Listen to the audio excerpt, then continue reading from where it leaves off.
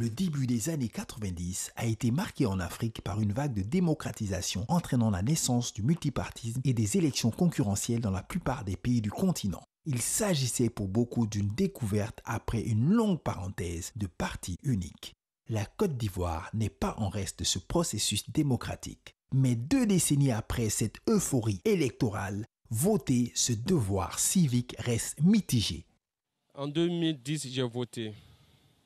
Et cette année, en 2020, je pense que moi, je ne vais pas voter. Personnellement, je ne vais pas voter.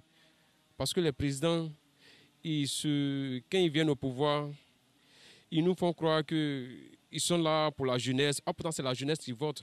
La plupart, c'est la jeunesse. Mais quand ils viennent au pouvoir, ils disent que la jeunesse vont pousser la jeunesse à trouver du travail, mais au finish, zéro. Et moi, personnellement, j'ai décidé de ne pas voter en 2020. Par rapport aux élections, je votais. Mais j'ai décidé de ne plus voter parce qu'on ne voit rien. Ça décourage la population. Tu vas aller voter et puis c'est les mêmes choses. Donc, du coup, les gens se retirent, les gens sont réticents sur le vote, sur les élections dans nos pays. Tout d'habitude on vote, mais il n'y a rien gagné dedans. Je vote plus. Parce que bon, depuis que je vote la main, je ne gagne rien dans le pays là. Mes enfants sont là, il n'y a pas un qui travaille. Je vote pourquoi? On vote, on dit à voter que les choses avancent, que le pays va changer, les enfants vont travailler, vous l'avez fait commerce, on va vous aider les pauvres, mais nous les autres on ne gagne pas aussi, donc moi je ne peux plus voter. Voter pour protester ou voter pour se soumettre, le droit de vote reste malgré tout une des principales revendications des luttes nationales. Moi, je vote parce que il faut voter pour respecter la loi de son pays et puis pour qu'il y ait une stabilité dans le pays. Parce que sans le vote, on n'est pas stable. La loi est là, il faut la respecter.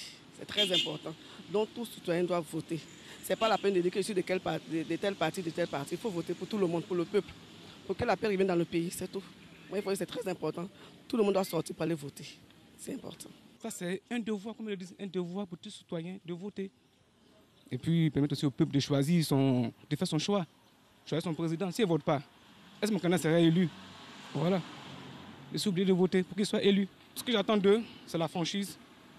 Et puis, qu'ils mettent le pays sur les rails et qu'en tout cas, ils fassent que la paix revienne au pays réellement et que les citoyens vivent et profitent. En tout cas, soient fiers d'être dans ce pays. Je pense que c'est parce que les leaders, disons les candidats, entre eux, il n'y a pas de... Quand ils battent la campagne, ils promettent des choses et après, élus, rien. Peut-être que c'est ce qui a fait que le nombre de votants régresse d'année en année.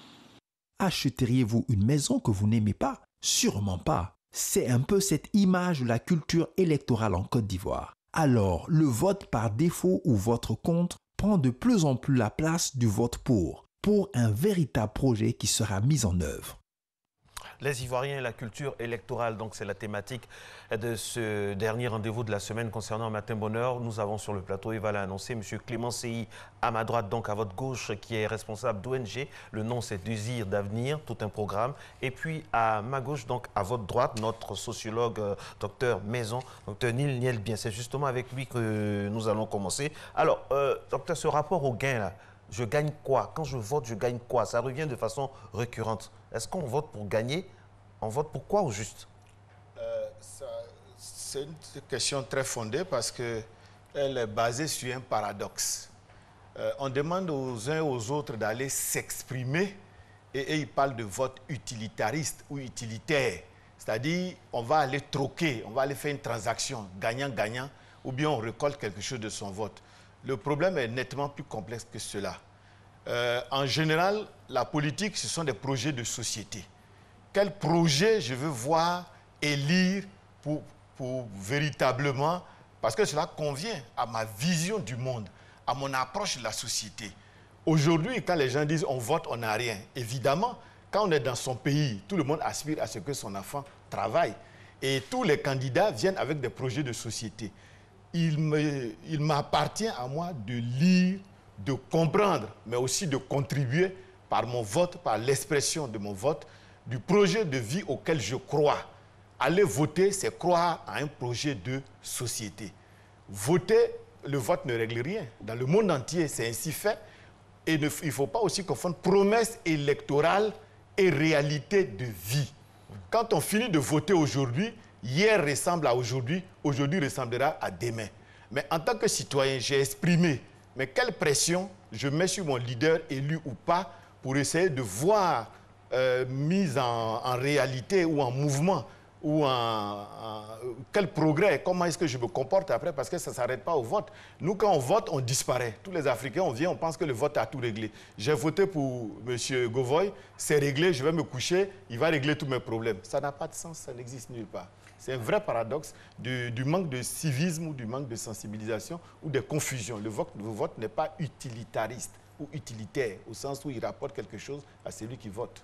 Alors, est-ce que justement cette confusion n'est pas entretenue par les promesses électorales que vous avez citées précédemment? Parce que quand des candidats vont en campagne, ils promettent tout. Ils promettent la lune, ils promettent de réhabiliter tous les centres sociaux, les hôpitaux. Ils promettent tout, pratiquement. Donc les populations, à un moment, y croient. Mais madame, surtout quand elles ne sont pas très instruites. Ce que je peux répondre, ce n'est pas une affaire d'instruction. C'est-à-dire que si quelqu'un attend d'être ministre, député, président avant de régler les problèmes de ses propres parents, il y a un problème. On dit que les promesses n'engagent que ceux qui y croient. On a toujours été là, on a toujours su comment ça se passait. D'aucuns même diraient que la politique est de la fourberie. Depuis que le monde est monde, ça s'appelle promesse, ça ne s'appelle pas réalité. Si c'est réel, il réalise. Mais tant qu'il promet, il faut qu'on on se doute, on se pose des questions. Et une fois, quand on est au meeting, c'est en ce moment qu'on vérifie tout cela. Quelqu'un me parle de la construction d'un hôpital, de créer 100 000 emplois, 10 000 emplois pour la jeunesse. C'est à partir de ce moment que je lui pose des questions précises et concrètes pour me rendre compte de la faisabilité du projet qu'il me vend. Sinon, après, c'est trop tard. J'y ai cru, mais je ne peux m'en prendre qu'à moi-même. Parce qu'on a tous notre bon sens. Quand il vient, il nous parle. On pointe du doigt les mêmes anomalies. C'est-à-dire le raisonnement que j'ai eu pour dire qu'il y a 60% de chômage en Côte d'Ivoire. Comment en 5 ans, par un coup de baguette magique, quelqu'un pourrait venir résorber le chômage? C'est impossible. Parce que si on va sur des bases saines, de 1960 à aujourd'hui, le plus gros employeur de la Côte d'Ivoire, c'est l'État. C'est 175 000 emplois. Et si on va mathématiquement, on fait à peu près 25 000 la population, 60% de jeunes autour de 25 ans, à un moment donné, on va se rendre compte que mathématiquement, ce n'est pas possible. Même les États-Unis, les plus grands pays, font autour de 100 à 125 000 emplois. Et c'est le seul pays. La France, c'est des 10 000, 11 000 emplois. Donc, quand quelqu'un vient vous promettre 1 million d'emplois en 5 ans, on doit savoir automatiquement que c'est une chimère ou une promesse électorale. Monsieur Clément Seyi, dans ce que le docteur vient de dire, on sent que les Ivoiriens, quelque part aussi, accompagnent ça parce qu'ils ne sont pas nombreux à voter.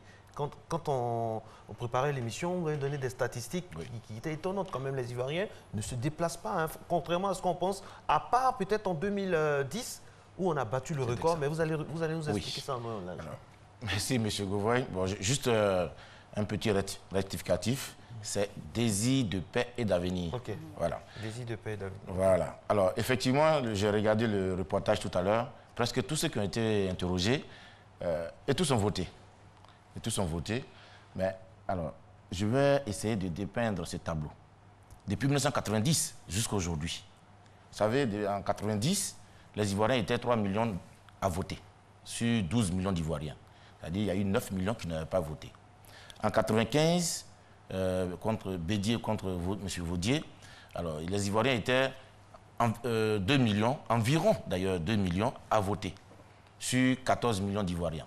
En 2000, M. Laurent Gbagbo contre M. Guy Robert, les Ivoiriens étaient toujours environ 2 millions à voter. Vous voyez? Une population de 16 millions. 16 millions. Donc on voit que les ratios s'amenuisent. Et en 2010, bon, tout le monde sait que c'est des élections qui avaient des enjeux particuliers. Donc il y a eu 4 800 000 Ivoiriens. C'était le record, ça. C'est le record. En 2000, il y avait... 2010, là, en 2010, 20 millions, environ 20 millions d'Ivoiriens. Voilà. Aujourd'hui, nous sommes à 25 millions. Il y a encore 3 millions d'Ivoiriens qui ont voté. Alors, quand vous voyez de 90 jusqu'à aujourd'hui, en 90, on était à 3 millions à voter. Aujourd'hui, nous sommes à 3 millions à voter. Bon.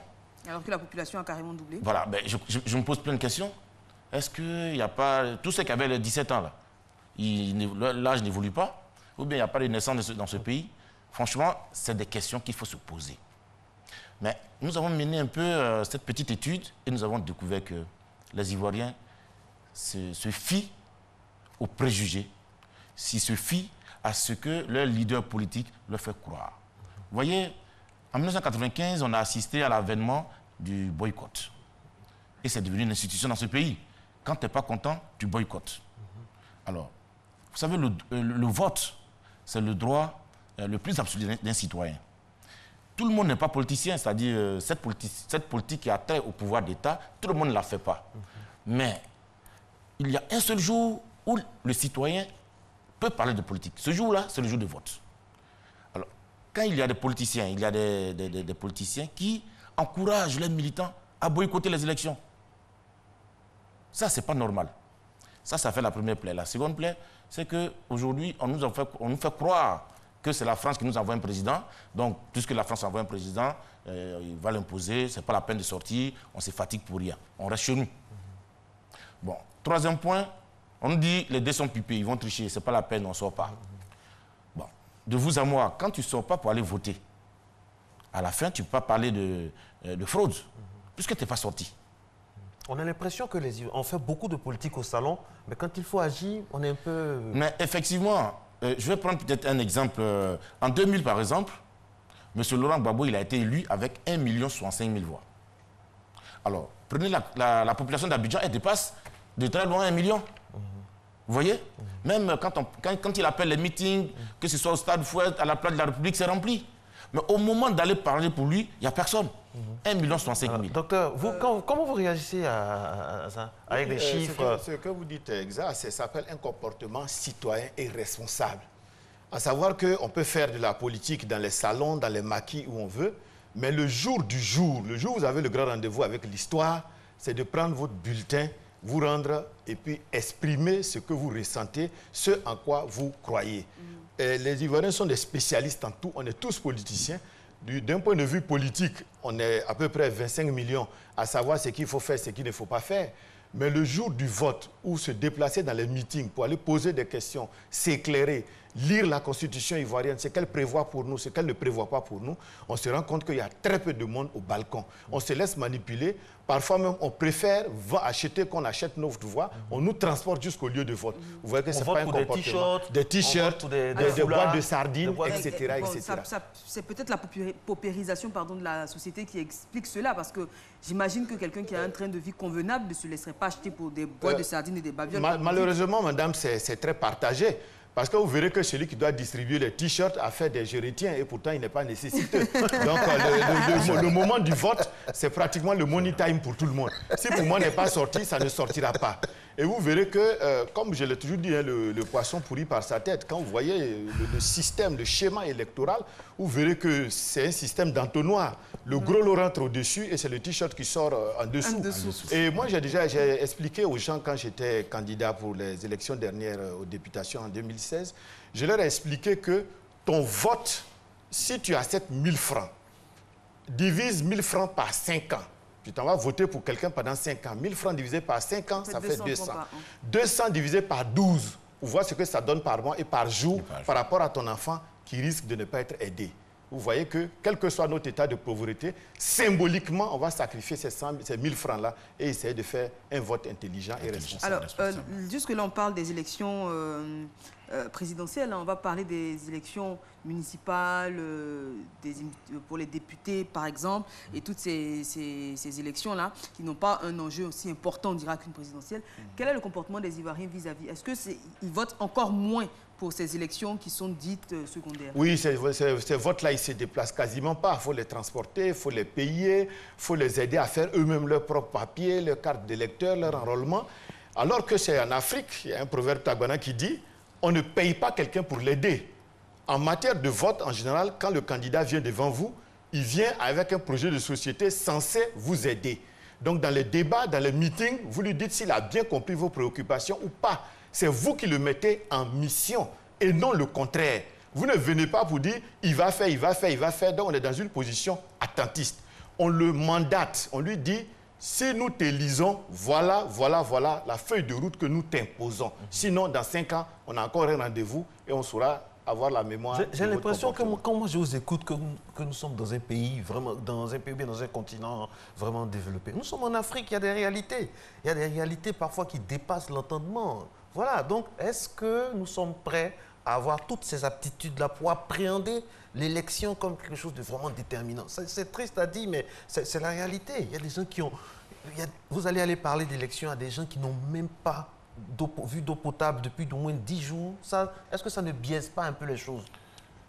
Et puis, pardon, pour compléter à ce que Marco dit, est-ce que les Ivoiriens même saisissent l'enjeu d'une élection, par exemple? Est-ce qu'ils font la différence entre les attributions d'un maire et celles d'un député? Est-ce qu'on sait pourquoi on vote le maire? Qu'est-ce qu'on peut attendre de lui? Pourquoi est-ce qu'on vote pour un député? Qu'est-ce qu'on peut attendre de lui? Voilà. Alors, effectivement, c'est ça, c'est cela, la mission de la DPA Côte d'Ivoire. Parce que nous essayons d'inculquer cette notion-là aux Ivoiriens. Effectivement, ils ne l'ont pas. Ils n'ont pas parce que personne ne peut connaître son droit et devoir. Et puis, quand on lui dit de ne pas le faire, et puis il ne va pas le faire. Donc, ils ne connaissent pas effectivement. Et ça, c'est notre mission de parcourir toute la Côte d'Ivoire pour passer ce message-là, pour enseigner aux Ivoiriens ce que c'est qu'un vote. Même quand tu vas voter, tu mets un bulletin blanc, c'est un message que tu fais passer. Si tu vas, il y a ce qu'on appelle le vote contre, le vote pour, il y a tout ça, il y a vote sanction. Ces genres de choses, les Ivoiriens ne savent pas. Il faut leur enseigner ça. Il faut leur enseigner ça, effectivement. Docteur, est-ce que les Ivoiriens ont la culture électorale? Si oui, si non, par exemple, est-ce qu'ils ont l'environnement qui doit conférer une culture électorale? Non, ils n'ont pas la culture électorale et l'environnement n'est pas non plus favorable. Comme le disait Eva, quand un député vient, quel est son rôle? C'est à lui de l'expliquer. Mais on dit nul ne peut se prévaloir de sa propre turpitude. C'est-à-dire que tout citoyen responsable doit aller prendre sa constitution et la lire pour savoir quel est le mandat d'un député, quel est le mandat d'un maire, quel est le mandat d'un président de la République. De telle sorte que quand un candidat se trouve face à lui, qui lui promet monts et merveilles, ponts et écoles et autres, qu'il soit capable de lui dire « Moi, ce que je sais du député, c'est quelqu'un qui touche un salaire à la fin du mois. C'est un salarié. Ce n'est pas comme un maire qui a un budget et qui a la responsabilité du développement local. » De telle sorte que il lui-même soit déjà enseigné. Mais comme vous l'avez dit depuis le départ, le citoyen, le politicien aussi en profite. Parce qu'il y a la politique et puis il y a le politique. Le politique, c'est le système de pouvoir, comment arriver à gouverner les hommes de la manière la plus harmonieuse qui soit et que chacun trouve sa place et que chacun puisse s'épanouir pleinement. Et puis il y a la politique politicienne, ce qu'on appelle la politique, c'est de manière cynique, de manière machiavélique, comment exploiter, aliéner, manipuler les uns et les autres pour se retrouver au pouvoir et continuer de les diviser pour ne jamais perdre sa place. Donc ce sera toujours aux citoyens et l'environnement n'est pas propice parce que c'est à nous tous de lire, de nous informer, de débattre, de nous imprégner, d'interpréter la Constitution de telle sorte qu'on puisse apporter la réplique à ceux qui viennent vers nous. Tout à l'heure, Eva disait, je n'ai pas d'eau potable depuis 10 jours. C'est vrai. Mais depuis que je suis né, comment est-ce que je bois? Avec quelle eau que je me lave? Et quelqu'un de passage, un aventurier, vient me faire croire qu'il va changer ma vie et moi j'y crois. Alors que depuis que je suis né, je me lave avec cette même eau-là. Donc c'est à moi en ce moment de tester son niveau de connaissance de ma réalité, de ma vie. Et comme on le dit, il appartient à chacun d'abord de tenter de changer sa vie. Et on pourra le faire que si on donne un mandat clair et net, collé à nos réalités, pour mettre la pression sur celui qui vient vers nous. Vous l'avez dit, hein, les élus sont au service du peuple. Oui. Alors, pendant les élections, pendant les campagnes, pardon, on veut bien, les maires sont très proches des populations, les députés aussi, etc., etc. Une fois qu'ils sont élus, ils deviennent les maîtres des populations qui n'ont même pas accès à eux, qui n'ont pas accès au conseil. Les comportements changent. Voilà, les comportements changent. Oui. Donc, il y a un comportement avant et après élection sous notre pic. Mais j'essaye d'intervenir. Qui peut expliquer qu'on ne veuille pas voter parce que c'est des cas qui sont légion. Non, mais Qui exprimera le bol. Oui, effectivement. Vous imaginez un maire qui n'habite jamais sa commune. Ce qui est Par courant. exemple. Vous voyez? Et ça, c'est courant. Bon, effectivement, ça ne peut pas encourager la population à aller voter, puisque le monsieur, ce maire, il ne connaît même pas les réalités de chez lui. Donc, tout le monde sait que dès qu'il est élu, il ne viendra plus. Mais le problème, ce n'est pas au niveau du maire, mais c'est au niveau de cette population. Vous voyez la dignité, là. C'est nous-mêmes qui la bafouillons. Parce que quand on accepte les miettes de ce maire, quand il vient vers nous, mais à cet instant T où on a accepté ces miettes-là, on vient de bafouiller nous-mêmes notre dignité.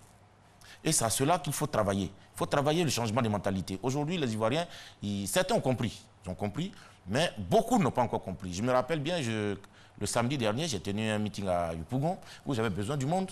J'ai fait la sensibilisation et tout. Mais tout le monde à l'unanimité me disait, ben, écoute, ici, en Côte d'Ivoire, pour avoir une salle pleine, il faut payer les gens. Il faut mettre les cas à dispo, payer les gens. Et après la conférence, ils leur donnent 1000 francs parti. Je leur ai dit non. Moi, je ne fais pas ça, même si j'ai 2 personnes. Mais ces 2 personnes-là seront des personnes qui viendront pour écouter, qui vont prêter attention à ce que je vais dire et qui vont me poser des questions intelligentes. Mais je ne veux pas des gens qui vont venir parce qu'ils sont là, ils attendent leur tour pour prendre leurs 1000 francs pour rentrer chez eux. Ce message, ce n'est pas comme ça que je vais travailler, moi. Et donc, c'est aussi comme ça, il faut changer la mentalité. Voilà.